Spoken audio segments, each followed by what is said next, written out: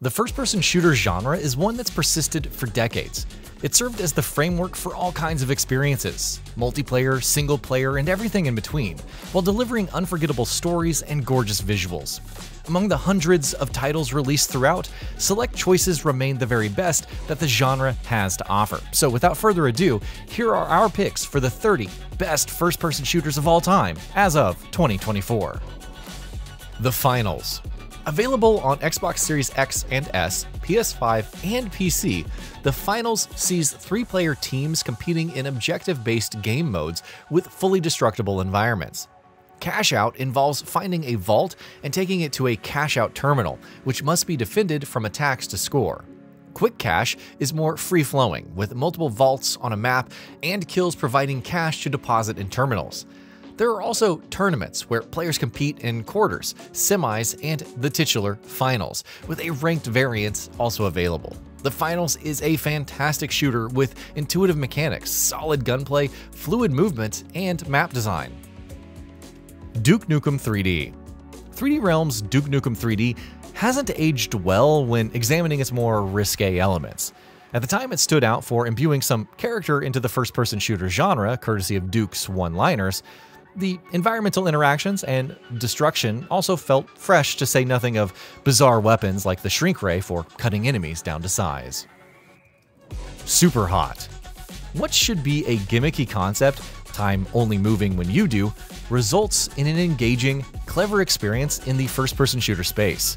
Superhot isn't just about scoring headshots, throwing weapons, or swinging katanas to take out scores of enemies.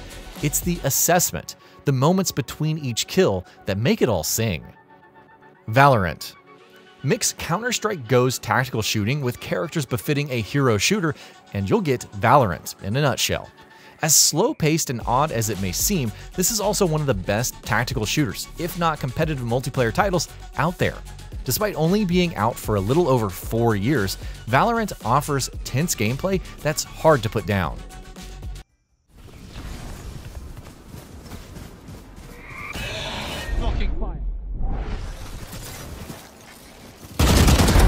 Stand aside.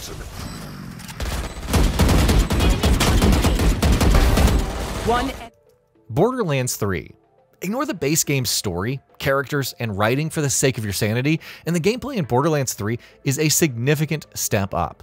From the smoother response and feedback and improved mobility to more varied gun types and deeper crafting. It's a strong looter shooter, though nowhere near as timeless as its predecessor. Doom 1 plus Doom 2. While fairly recent, Doom 1 plus Doom 2 collects the best of both titles into one excellent package. Boasting all their additional content, sigil, and a great new campaign by Machine Games, this release is made even better with in-game mod support, a stellar remixed soundtrack, and cross-platform multiplayer deathmatch, with 26 new maps to cause chaos on. Killzone 2. After the infamous E3 2005 incident, Guerrilla Games' first-person shooter had nowhere to go but up, and subsequently knocked it out of the park. The gorgeous visuals were a factor, of course, but the well-designed missions, gunplay, intelligent AI, and tight level design made for an incredible experience, even if the ending was somewhat underwhelming. Halo 3 ODST. Though not quite the follow-up the fans expected, especially after Halo 3's thunderous conclusion, ODST was still a worthy side story. It focused on one of the most compelling units, the Helljumpers, as they infiltrated New Mombasa and engaged in urban warfare with the Covenant. Perhaps its biggest contribution is the introduction of Firefight, a horde-style variant with difficulty modifiers, a shared lives pool, and multiplayer sets to overcome. Everyone take a big step back!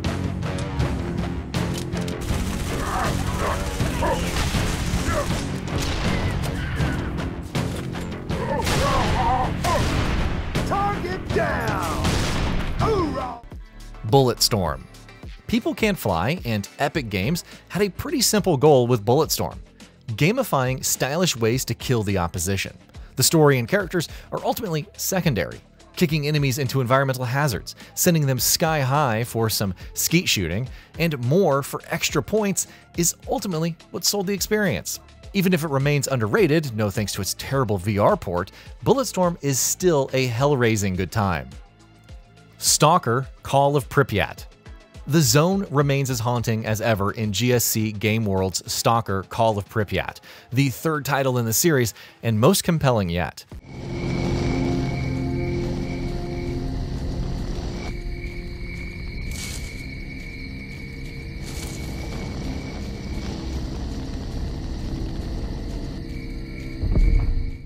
Though it has had its share of bugs, the sandbox gameplay combined with the atmospheric horror and survival elements makes for a harrowing time, whether you're dealing with anomalies or the various factions.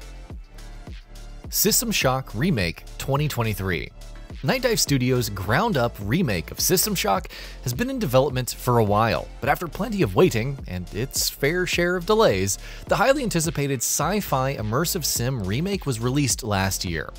System Shock fans obviously won't need much of an introduction for this iconic setting and Citadel Space Station. The remake excels in significant visual and design bumps. Plenty of combat against a variety of enemy types was a given, as well as various locations, several of which fans of the original will be very familiar with are rendered in greater detail. Prey 2017. Arcane Studios made a significant impact with Prey back in 2017. The game was essentially a reimagining and new beginning for the franchise. You'll have dozens of upgrades for your human and alien powers to choose from, and Arcane has thrown in some risk and reward for building different kinds of characters. For instance, alien abilities will make you more capable of being on even foot with the Typhon, but human weapons and facilities such as turrets will automatically detect you as a hostile alien entity and shoot at you. Although not a run-and-gun shooter by any means, the first-person shooting action in Prey is more tactical compared to other entries on this list. Destiny 2.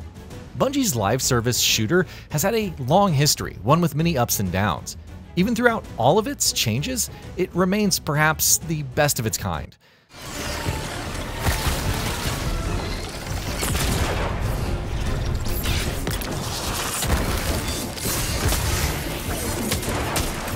Between excellent campaigns like The Witch Queen and The Final Shape, an unmistakable feel for its weapons, gorgeous art direction, and stellar raids, Destiny 2 is still worth playing. Unreal Tournament. When Quake 3 Arena was believed to reign supreme, Unreal Tournament appeared out of nowhere and claimed the throne. While the former still held a strong esports presence, the latter was the overall better product, from its map design and visuals to the sheer variety of mode types.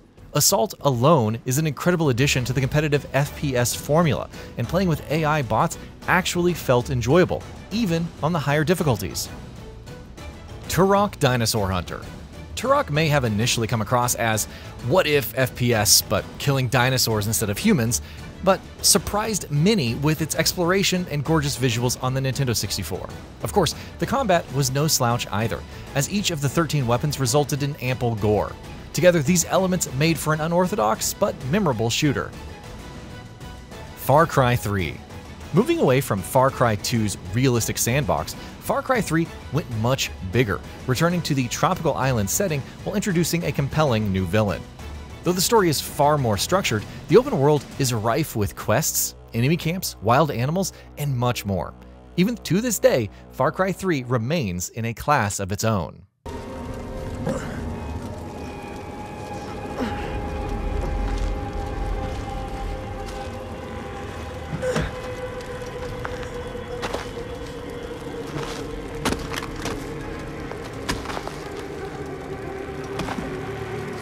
Did I ever tell you the definition of insanity?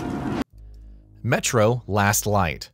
Much as Metro Exodus embraced an open-world style approach to its large areas, there's something about Metro Last Light and its linear narrative. Maybe it's how well-designed each section felt, whether you were escaping from captivity or slinking through the surface, avoiding contact with its mutants. Perhaps it was the moral dilemmas that Artyom faced.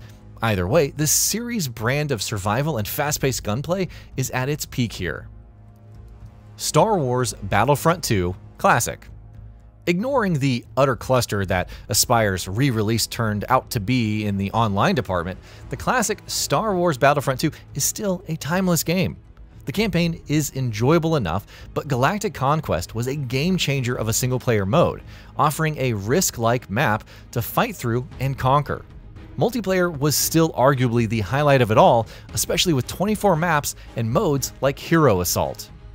Medal of Honor 1999. Before even Battlefield 1942, there was Medal of Honor. Developed by DreamWorks Interactive, it was the premier World War II title, immersing players in conflicts of the time while offering a top-tier presentation. Allied Assault would be more remembered thanks to its recreation of the Battle of Normandy, but Medal of Honor still deserves its flowers. Left 4 Dead 2. Decreed as little more than an expansion pack before launch, Left 4 Dead 2 expanded so much on its predecessor's already compelling co-op gameplay. New special infected, deeper campaigns with more varied objectives, a wider variety of melee weapons and guns, and incredible replay value courtesy of its AI director were just some of the reasons it stood out. Of course, its modability over the years has also ensured some great laughs. Resistance 3.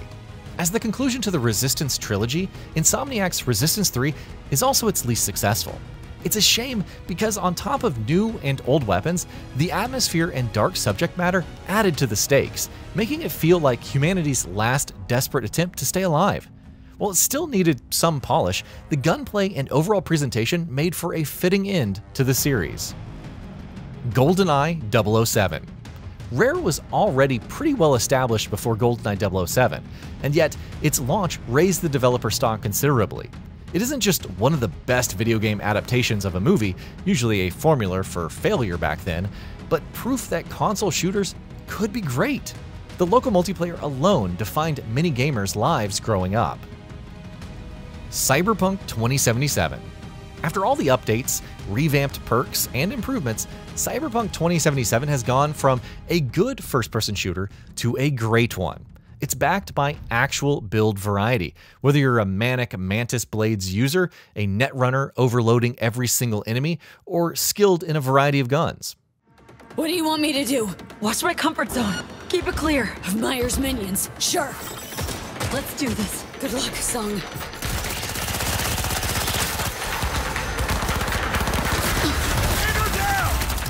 Of course, everything else that makes the game great, from its side quests to open-world activities, doesn't hurt either. Wolfenstein 3D. While not quite the first ever FPS made, Wolfenstein 3D is what ultimately led to the genre's rise. It was frenetic and fast-paced, with revolutionary visuals and excellent weapons. Though it offered secrets to discover throughout its 10 episodes, the simplicity is ultimately what made it such a universal hit.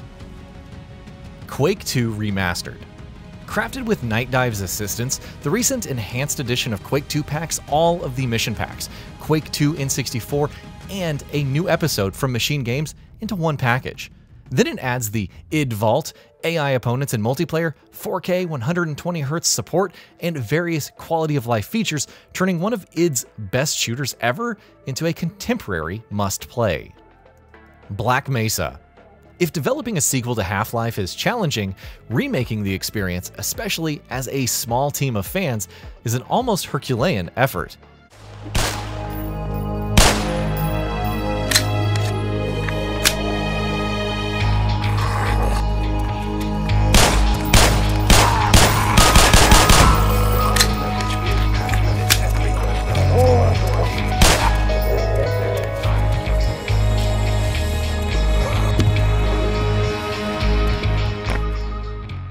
Yet, throughout many years of waiting, Black Mesa was finally a reality, delivering everything we loved about the original with gorgeous revamped visuals and entirely new sections like Zen. Doom 2016. Considering how diminished interest has been in the franchise, it's a miracle that Doom even released. The fact that it's this good is just an anomaly. Everything about it, from the visuals and action, particularly the new glory kills, is simply fantastic. Perfect Dark. Goldeneye 007 showcased Rare's surprising expertise for incredible first-person shooters, and Perfect Dark only solidified it. With a tighter narrative focus and strong characterization, as seen with the iconic Joanna Dark, it weaved stealth, tense gunplay, memorable set pieces, and stellar levels into one cohesive package. The fact that it delivered so much despite the N64 nearing the end of its lifespan is an achievement unto itself. Titanfall 2. While it's a shame that the original didn't become all that popular, Titanfall 2's fate is even more tragic given the sheer quality involved. The multiplayer is much more involved with its variety of titans, weapon types, and abilities, even if some maps could be hit or miss. Furthermore, the campaign is simply an all-timer with its level design, boss fights, and stories, making it worth the price of admission alone. BT! Got you. Don't worry, BT. I'm not going anywhere. Half-Life 2. When you're in Valve's shoes, and Half-Life is the pinnacle of narrative first-person shooters, there are high expectations. Yet Half-Life 2 surpasses with relative ease, from the presentation and world building to the storytelling and characters.